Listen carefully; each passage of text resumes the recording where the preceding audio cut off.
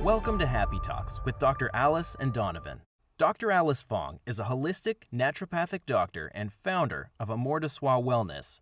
And Donovan Jensen is a software engineer and founder of HowToHappy.com. Together, they're out to cause more happiness in the world. Hi, everyone. Welcome to Happy Talks. We're really excited to have a guest here today, Dr. Rachel Allyn. She is a licensed psychologist and pleasure expert, as well as TEDx speaker and certified yoga teacher, specializing in mind-body medicine, particularly as it intersects with relationship and intimacy therapy. Fun. She has a book coming out with the Shambhala Publications on body-based methods to have more healthy pleasures in your life, given America's fraught relationship with the body and with pleasure and history of repression. The book is based on her 2019 TEDx talk called Pleasure to the People, Reclaiming Healthy Pleasure in Your Life. Please welcome Dr. Rachel Allyn. Thanks for joining us on our show. Thank you so much for having me. Yeah, I'm really excited to talk about this. I could talk on and on and on about it. And so I'm always happy to invite people in to share in that conversation. Yeah, we're excited to have you. So I was just curious, what was your path that kind of led you into becoming a pleasure expert? Right, that is a good question. That makes sense to ask that. And, I had been working in psychotherapy, mm-hmm. and I had slowly been really integrating body-based methods. Mm-hmm. And so it was sort of a parallel. I mean, growing up, I had really been connected more to my body as an athlete. And then I had also been growing up in a household that psychologists would call sex positive, or at least body positive, and really knowing about the reproductive body and aspects of love, sex, and intimacy in just a healthy, appropriate way that I think that a lot of people don't get. So I did grow up with more of a balanced approach to both. And as I would talk with other people, I found that really wasn't the case for them. They had a really challenging relationship with their body and their sexuality. So as I was in graduate school in the Bay Area, I specialized in sex therapy track within my clinical PhD. And it was great that they had, being the Bay Area in San Francisco, they had a lot of different options for that. So I was lucky because a lot of programs don't.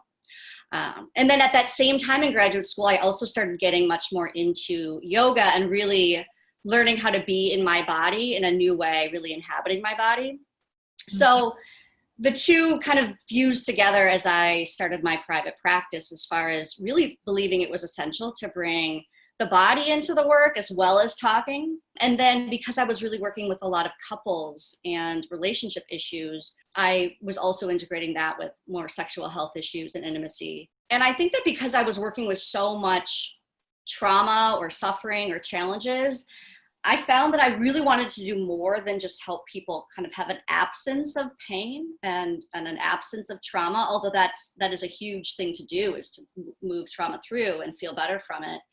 But I found that I really wanted to help people kind of achieve even more than just sort of status quo or just sort of being okay. And so I really was looking more to pleasure and the ways that every time I would say the word sensuality or pleasure, people would immediately assume I was talking about sex. And I realized that it means so much more.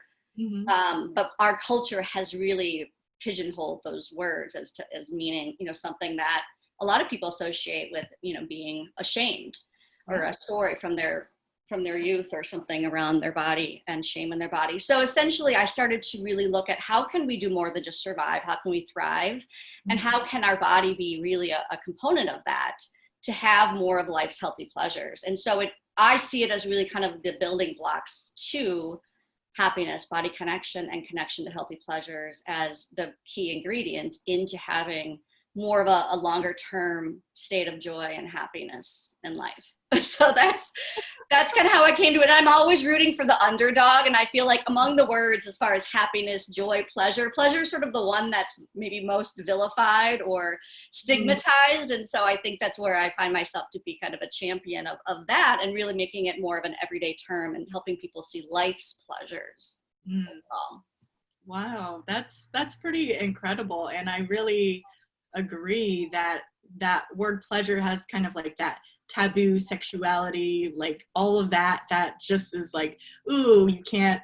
And it really, there's all this shame around sexuality, which is unfortunate because it's a critical, important part of any like healthy relationship. And if that's not going as well as you would like it to, that impacts the relationship significantly. And if no one's comfortable talking about it, that would really, it feeds into resentment or anger or sadness or whatever it might look like. And so I really value the work that you're doing because it's so important for healthy relationships and just healthy sense of self. Because I know a lot of people tie their femininity or their masculinity with, they're not a man if they can't perform, or they're not a woman if they can't satisfy the man. Just like all of these expectations without actually like being grounded in their own pleasure and happiness without the sexuality piece necessarily. Yeah. Right, absolutely. If you aren't able to be in your body in an enjoyable way, if you can't listen to your body, connect to your body, or like being in your body, then how can you share in that with somebody else? And if you can't own your right and your birthright to just healthy pleasures in life, how are you going to be able to really ask for that with somebody else, or to really explain or name kind of what you do or don't like, what is or isn't pleasurable? So it's really, these key ingredients and this connection to our body, connection to having a healthy relationship with life's pleasures, it certainly then does really pave the way for a deeper kind of intimacy in our relationships, romantic, sexual, and otherwise, and even friendship, and sharing in the pleasures of a healthy, friendship and community. Absolutely. So I was wondering, based on what you were saying a little bit earlier, there's some confusion built into these words, right? Or like they overlap and people kind of get it messed up a little bit. How would you distinguish or define the difference between happiness and pleasure? What are the kind of key elements that make them different? Yes, exactly. Language is powerful, right? We definitely have a lot of associations around language. And so I see pleasure as really starting and emanating in the body, in our physical, visceral, sensory experience that informs our emotions. And so it's much more fleeting as well. It can be there can be intense gratification, but I think one of the key aspects of pleasure is really how it can come and go. And so that's why I talk a lot about our relationship with pleasure, because we need to have balance, recognizing that we can't always be in a place of feeling pleasure. And I would say, that can be similar with happiness too. But there's something about pleasure that it's like, it can really pack more of a punch, and it's the opposite is pain. And we have both in life, of course, but it's much more of a visceral bodily experience. And I think it's a lot more associated also with reward, kind of that we have to earn it. Whereas I don't know that people would say that as much with happiness, although there are people who I think struggle with owning their happiness as well. But I think of happiness as a more longer term, similar to joy, as a more like longer term state, and as something that we kind of reflect on more existentially, kind of built in our memory. Whereas pleasure is a real time in the moment experience that can really form our mental sense of feeling joy or happiness.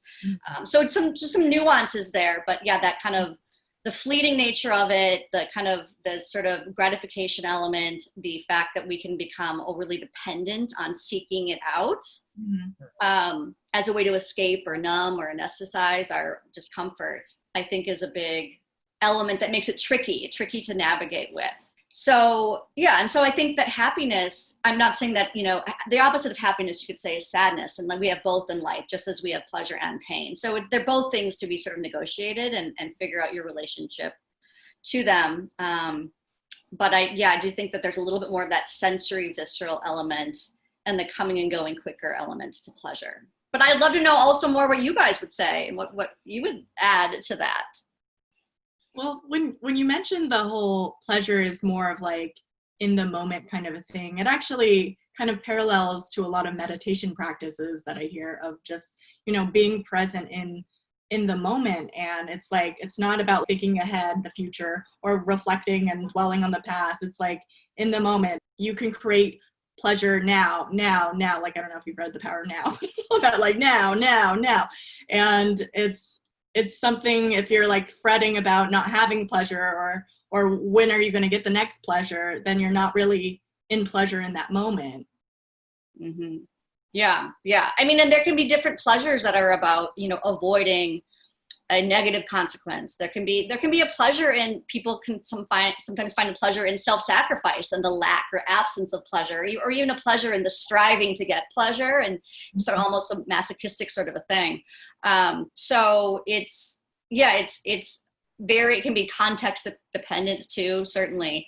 But it's certainly not something that we can be in all the time. Like, we have to be able to learn how to tolerate discomfort and pain in the absence of pleasure in order to have a healthy relationship with it. Otherwise, we're always striving to have it, or they're the people who feel that they don't deserve it and they don't ever give it to themselves. And so that's another reason why I found it interesting. And I think that can be the case too with people as far as their appraisal of deserving happiness. Maybe you're blaming themselves as to why they don't have it. So I definitely think there's a lot of, overlap in these different kind of emotional systems and relationships. Absolutely. I'm just curious, like, what are your thoughts about mindfulness and how that relates to our well-being? Right. Yeah. Yeah. And I think that mindfulness it's definitely more and more ubiquitous. We hear it a lot. I mean, we hear it's sort of like a mindfulness approach to this or that, or, do this mindfully or that mindfully. And I think that it's certainly a powerful practice. I mean, my favorite aspect of it is that non-judgmental element of the presence that you find, and then really letting go of that inner critic, storyline that you can attach to it. And that's one thing that I just love about a lot of Eastern philosophy, is that it's really about letting go of the binaries of good, bad, right, wrong, that I know myself I've struggled with at times in my life. I call myself a recovering perfectionist. And a lot of my clients too, that there is kind of this incessant inner critic. Right. And not only is that just a painful place, to be within yourself, but it really distracts from getting more to the heart of what you're feeling, and the kindness that you can give yourself that also does help for you to have that with other people. So I really love that element of mindfulness, but I feel like even just the name in and of itself, I think, is sort of a classic example of how American culture in particular has really put the mind on this pedestal. And the body has been seen as, kind of savage, primal, wanton urges that we can't control, that would lead us astray from rationality, from moving forward, from productivity. Right. So just like we said, there's a lot to be said for language. And so when we talk about mindfulness, you can certainly have mindfulness about the body. So an embodied experience where you are noticing your breath or your digestion or muscular tension, and trying to really understand that more intentionally, free from judgment. And that's a great way to connect to self and your inner knowing that can inform, what you need to self-regulate. But what I think that mindfulness is a crucial piece that I've found and been learning and researching that it leaves out, is really engaging the body as a resource for our healing. Because we're understanding more and more now, thanks to the advances in neuroscience, just the ways that we store our past traumas and stresses in our body, if we didn't have at the time a way to sort of complete that fight-flight cycle, or to get to safety. So certain traumas and stresses can get literally stuck more on a cellular level. And the research is showing how different types of intentional movement, so through yoga, through dance, tapping, massage, even the discharge release of crying, the powerful ways in which that can help move the trauma through and really recalibrate us. So not only is it sort of physically a really powerful tool, but then our own mental sense that we have this within us, that our body can be this tool with us wherever we go. That doesn't cost money. It's not like a newfangled gadget. It's not an expensive thing. It's not a prescription. That we have this really powerful tool within us to really kind of move through some of the trauma, but then also to be more aware of preventing future trauma or stresses. And so I'm a huge fan of the body, the sort of miracle and the ecosystem of our body. But in my method of bodyfulness, the first layer definitely is very much that mindful approach, embodied mindfulness of like stopping, listening, noticing, free from judgment. So that's something that historically I've been super bad at, is tapping into my body, like terrible, atrocious. Like you were saying with mindfulness, when I've done mindfulness in the past, it's been the way I framed it, at least, is like, oh, this is a mental exercise where I tune into my body, but it still had the emphasis on the mental part. So I would be curious, since we have you here as an expert, and I'm especially bad at this, where would you have people like me start? Like, what's a good place to start thinking about these things, or to start entering into this topic and get a little bit more in touch with our bodies? Right. Well, and I think the most common way people find like a portal into their body is breath. That is certainly something that's been accepted and talked about. And it's really amazing how different cultures really revere breath. And I had lived in Hawaii years ago. And for people who aren't from Hawaii, from the mainland or other places that visit, there's the name haole.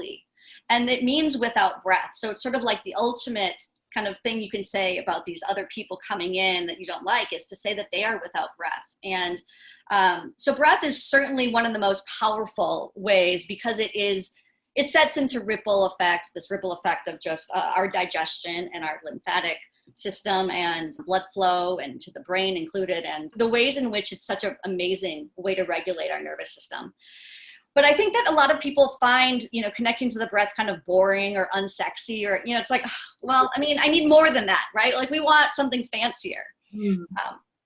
And so while the breath is a really powerful first step, I think that there's something to be said for literal movement, like for the discharging release that comes from, exercise for sure. Different types of exercise. It kind of depends.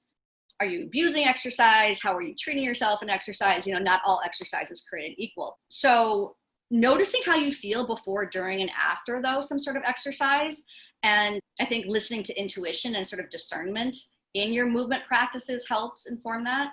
I think that things like auditory release, for finding out even just sighing, like, I think we associate sighing or even like, or any of those noises as we're weird or you're out of control, when I think now we're finding that actually auditory release can be really powerful. Shaking can be powerful, different foam rolling. So I guess for me, when I'm working with clients, I like to try to find what is going to make sense for them to become the toolbox of movement and release. But I also want to just throw in that sometimes actually movement and physical discharge is not necessarily the best thing if we're really in an intense place. Sometimes it's also about containment first, using our body to contain, literally either with, hugging, curling up into a fetal position, getting a hug from somebody else, child's pose.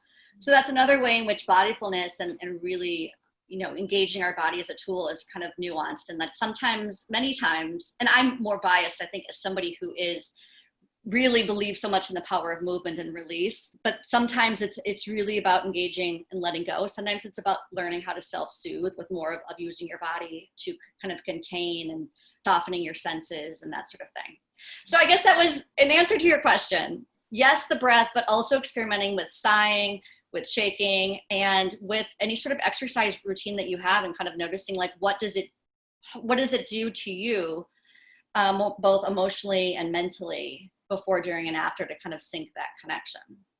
Yeah, no, I think that's really helpful. That gives a wide range of different ways to interact. And another thing I was thinking about, I'd be curious of your opinion on this, but I've noticed for me, like, I have certain types of exercise that I have done forever since I was a little kid. But when I try something new, some other form, I feel like, historically thinking about it, I've been much more connected, just because I have to focus on more of what I'm actually doing. Whereas some of the other forms that I'm more familiar with is more mental, because it's like, okay, I'm trying to play soccer, like perfect the technique of this kick, as opposed to when I first started doing yoga, or still when I do yoga, a lot of the poses I'm like, okay, how do I even get my arm to twist like this, or like different things like that. I'd be curious what you think about trying different modalities. I think absolutely. Just like we need a variety of, food and food groups and colors and to our food, and get a variety of nutrients that way. Same with our movement. And because I've had a lot of people ask me, like, well, how much yoga do you do a week, or how much do you run every day, or this or that? And I don't run every day or do yoga every day. I really am. My movement is very intuitive. My whole life is very intuitive. It's very much from the inside out, which could sometimes make it hard. Like while on this book deadline, for example, like intuitively, I really want more rest, or I want to like start my day with yoga, but I have to start it with some writing. So it's sort of like an intuitive connection with also, practicing your boundaries and willfulness around things you have to do, that your body may not really always want to do exactly right away. So I think, yes, a variety of things that are cardiovascular, that involve strength, that involve intentional movement, kind of slow, sultry, sensual, intentional movement to really foster that deeper listening. And some things that are about a deeper, more powerful kind of discharge of more intense energy. And it's really about noticing, like, are there certain ways of moving that trigger you too, or certain levels of intensity? Like if you have a certain level of intense anxiety or depression, certain types of movement aren't going to be accessible or even helpful to you. Like I said, because sometimes it's about containment, or, it is about like kind of more of a stillness or a breathing. So it's so individualized, and that's where like we have to be kind of our own investigator and be curious in what we're trying and in our body. Yeah, I feel like for me, as far as like relating it to exercise, I kind of have like an opposite experience than Donovan. I think when I'm doing something familiar, or I actually can like space out, or just like I use exercise as a way to kind of get out of my brain. I'm a big heavy thinker all the time. So my exercise is a way, especially if it's more intense, the intensity, it forces you to focus on your breathing, because I'm just like trying to catch my breath because it's so intense. So for me, it's not necessarily whether I'm familiar with it or not. I guess maybe it's more connected to the intensity, and that helps me get out of my head and into my body and breath a little bit more. Right. And it's obviously, of course, a dynamic between the two. So even when you're in your body, there's there's this biofeedback happening all the time. And it's, a matter of when you are getting into your thoughts about your body, what's the quality of those, but yeah, I've found that, for example, when I'm mountain biking or something and I'm going up a hill, and it's really a matter of like, I have to pay attention, the agility and the engagement of my core, otherwise I'm going to like fall off the side of a mountain. I am so in my experience, in my body, my breath, my focus, and sort of what's in front of me. Whereas if it's something where I don't have to pay as much of attention, I think that's when I can, I'm kind of just jogging on like a flat path. I can more easily go into rumination. But I can also sometimes go into a place of like creativity and kind of visualization. It sort of depends on like the day and, whether I'm in a regulated place or not.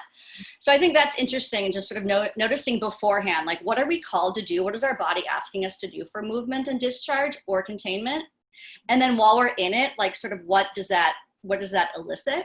And then afterwards, what do we feel within? I mean, what did that maybe help let go of, or what did that bring up? Or how did that just connect us, more closely to an intimate relationship with ourselves? But so many people just don't move. So sometimes I'm like, just get up and stretch for like, stretch breaks throughout the day. Hey. Absolutely. I'm curious, do you suggest like different types of movements for men versus women, or is it really kind of depends on the individual and where they're at? Mm-hmm. The only time that when I was teaching yoga at one point, a class called Broga, I did not make up the name, somebody made that up, but Broga for the bros. But during the years that I was teaching Broga, I definitely did focus a little bit more on the areas of the body where men can tend to hold more tension, like in the larger muscle groups of the legs. But other than that, I haven't distinguished it, because a lot of it is really wanting people to access their emotions. And I think that people who have been assigned female at birth grow up with more of an acceptance for just being connected to your emotions. Well, it's certainly connected to your feelings. So emotions really emanate in the body. And a lot of times, especially now, research is showing that girls are really disconnecting from their body. But overall, people who are assigned female it's okay to be more of a feeling, emotional being, versus those that are assigned male are socialized that it's really not okay to have emotions and feelings unless maybe you're at a sporting event, and that even the craving for touch is only okay within regarding sex and that kind of intimacy. So a lot of what I just want to help people do is to strip away the limitations around being an emotional human. And there's masculine and feminine energy that we all have, and it's energy that's in our body that kind of wants to move through. And so more about recognizing, like, are you in balance between your masculine and feminine energy, and able to really access it all, notice it and listen to it all, versus denying or avoiding or thinking that some of your emotions are not okay based on your assigned gender.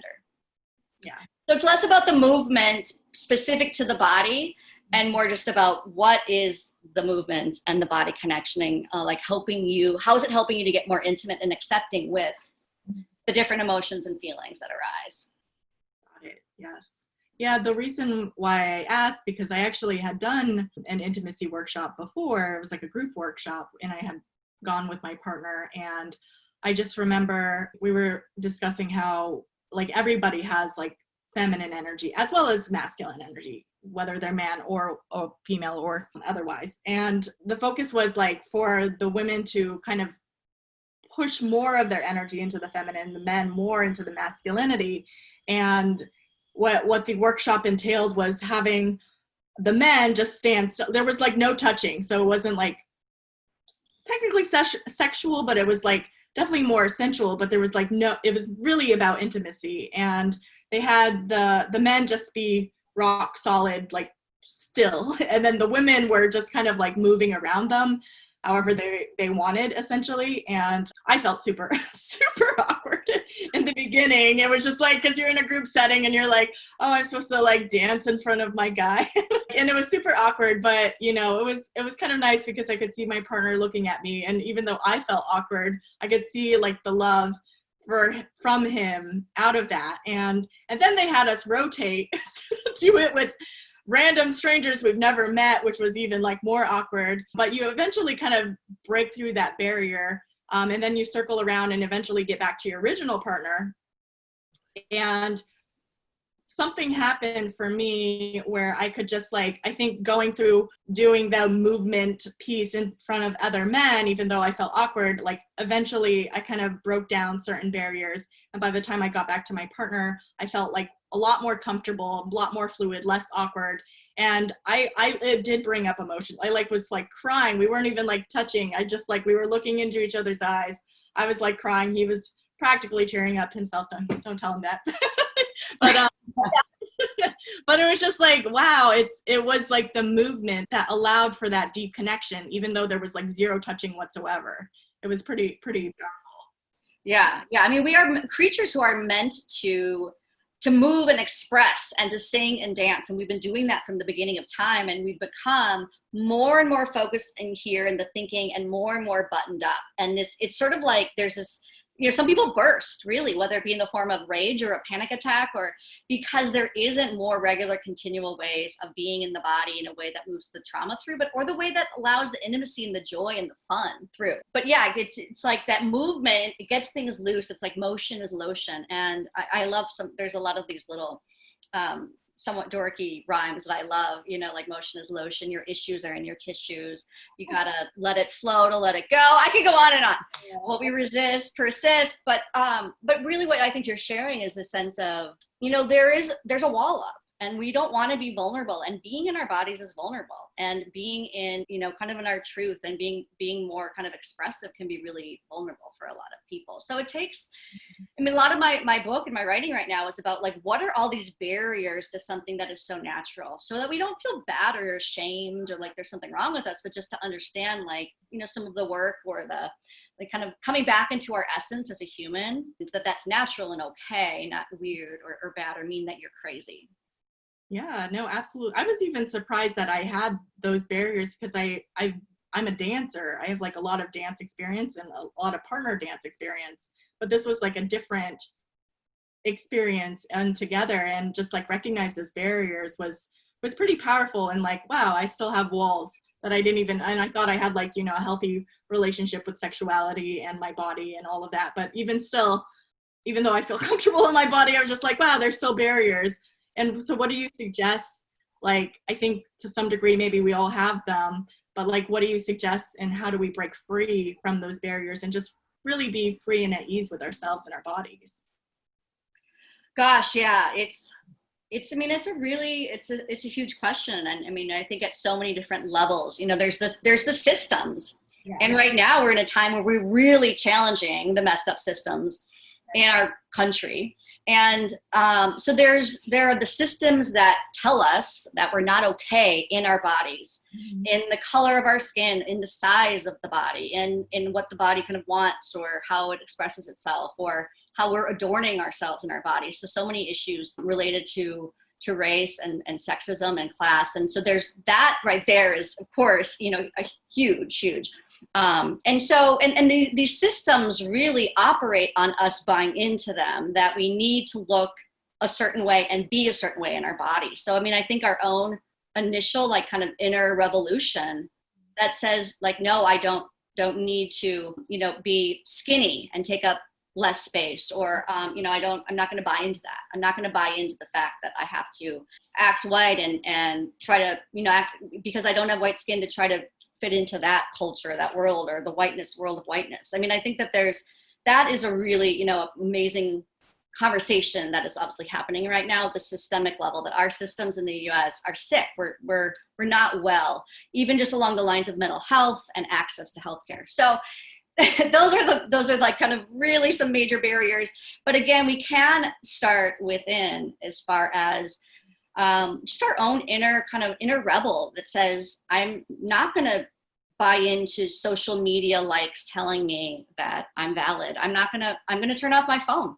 And so I can listen to my body and breathe. I'm going to actually take all my vacation time, because I'm not going to buy in to the capitalism that says that I have to overwork in order to be worthy. So these things that really can bring us rest and peace, and tune out some of the comparing mind and the not enough mind.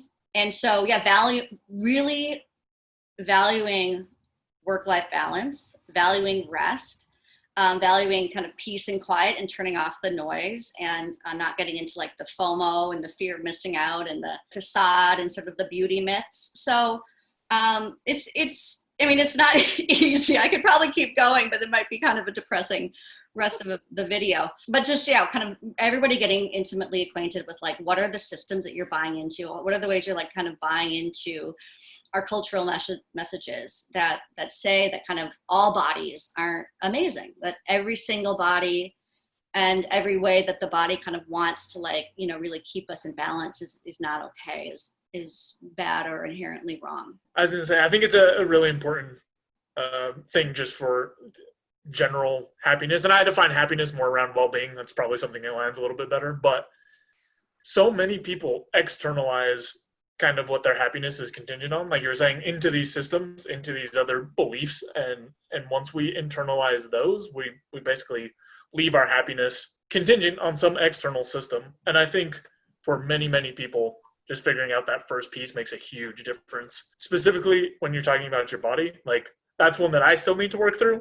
But there are all these just external ideas that we're bombarded with all the time, and we can choose how much to externalize them. And it's maybe a little bit more of a process than like a single, okay, I'm not buying into any of that anymore. But we can work to kind of like unwind some of that stuff. And I've seen at least huge progress in just general well-being, just unraveling some of those layers. So you've seen huge progress in when people prioritize their well-being? Is that what you mean? Yeah, so I guess what I'm saying is huge progress in terms of well-being when you can see these external factors and choose which ones you want to actually buy into, and choose which things you're actually going to let stay in your mental space. And it applies to your body, and it applies to all kinds of other factors, but just this relationship between these external ideas and whether or not we choose to internalize them, I think makes a huge difference personally, for sure. And I think I've seen that work for a lot of other people as well. Right. Yeah. That is a really huge first step, is just to be like, wait a minute, like I see what I'm absorbing, and it's intergenerational, and it's been going on it's been going on before I was even born. I mean, now these gender reveal parties. It's like, even before we're born, we're like kind of thrust into, you're a male, you're a female, there's all these systems. So it's, just to really recognize that is the first act of like resistance and reclaiming, your own just sort of raw, primal, beautiful essence, and just kind of owning it and loving it and appreciating it. And because the world doesn't need more people trying to be someone else, right? we need to all kind of come into our ourselvesness as much as we can. Yeah, I'm just curious. I feel a little conflicted within myself, maybe as a woman, because I want to reclaim my, sexuality, my pleasure, my body, all of that.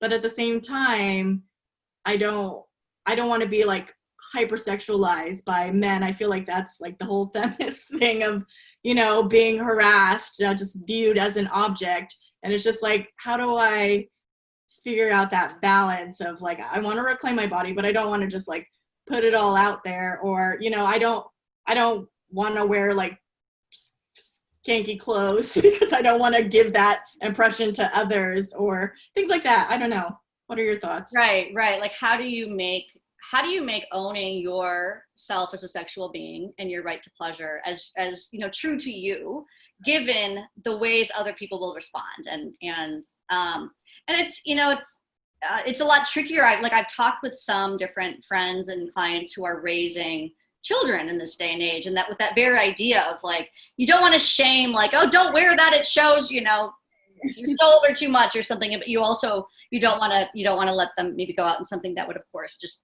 by societal standards seem inappropriate. So it's again like it's a really nuanced and challenging thing to come into, like, how are we going to reclaim something that others might not understand or judge us or treat us differently because and I know just in like kind of thinking of my own personal journey as I have become more into my now 40s, it's because I know myself and I know my boundaries and I'm not afraid to say no. I think that really helps. And but I think that no matter how covered up women are, I mean, women are going to be objectified and sexualized. I think it starts with kind of what lights you up as far as how you express and adorn yourself. Like, what do you feel good in?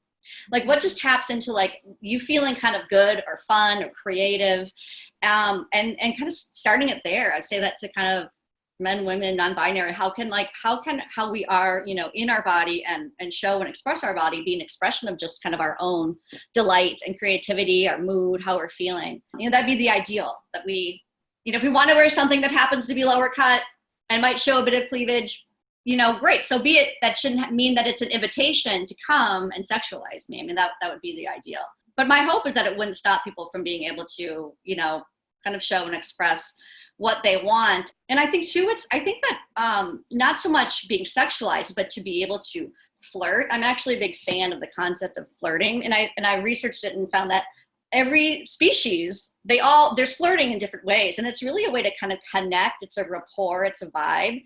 And it's another word I think that we've like sexualized and if you flirt, it'll lead to this, and then you ask for it. And so I see clothing kind of how you are in your posture, your stance, your body expressions can be a form of flirting to engage and connect in a fun, like playful way that shouldn't always have to be associated with it being about being sexualized. Yeah, that's really a great way to think about it. So you could, Dr. Fong, tomorrow wake up and just open up your closet and be like, what am I in the mood for today? What does my body kind of crave wearing? And, maybe because we're still social distancing, it's the implications are pretty minor because you're just walking around maybe your own house or maybe the grocery store, and then have it feel pleasurable to you. Like start from like, this feels good in my skin or comfy or frilly or whatever it may be. I feel stronger in this, Yeah, it's been a lot of yoga pants lately to the store everywhere. Yeah. Or actually, since it's been getting hotter lately, I have been wearing more dresses lately, but yes. I know that I basically challenged myself a few years ago because here I was suggesting that other people engage in dynamic types of movement. And I found that I was sort of limiting. I wasn't doing enough dance. And I love kind of spontaneously dancing in the car or the shower, but I realized that, I want to keep challenging my brain. I love how dance really it engages kind of this bilateral part of our brain, and really that mind-body connection I think is amazing. So I decided I wanted more dance in my life. And so I did different, whether it be hip hop dance or Zumba, but then I decided I was going to just sort of take the risk, and I took burlesque. And I actually ended up taking introduction to burlesque twice, not just once, but twice. But it was in part because I had to miss a lot of the first session. So I'm really at that level 1. I do really well at level 1 of burlesque, and that's about it. But I felt like it was a good way for me to really walk the walk, not just talk the talk, about kind of owning being body positive and sex positive in my body. And then it culminates with this performance. You basically, and I didn't tell anybody, it was like, I think the night before the performance, I only told my sister.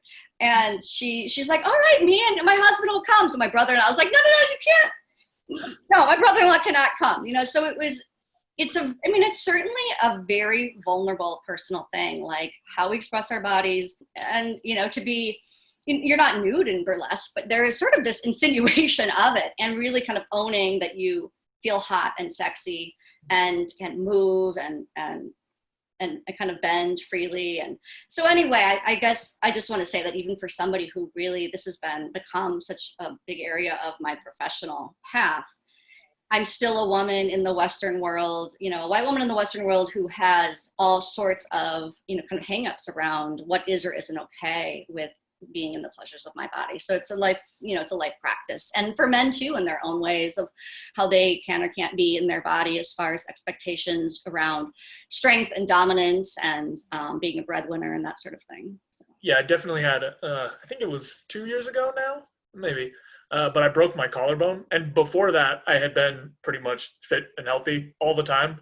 And it was very, very much a struggle for me to tap into and be okay with getting help with a lot of simple things. Like I can put my socks on because I was so busted up, but I was so unaccustomed to being in my body in that way and being so helpless in that way that it was such a struggle. And it was good. I don't know how much progress I made. Like, I don't know if I made it all the way to the end, but it was good to have that experience now, to see like this idea or this image that I've been clinging to for so long of like, I need to be strong and fit. Otherwise, like, that's part of my value.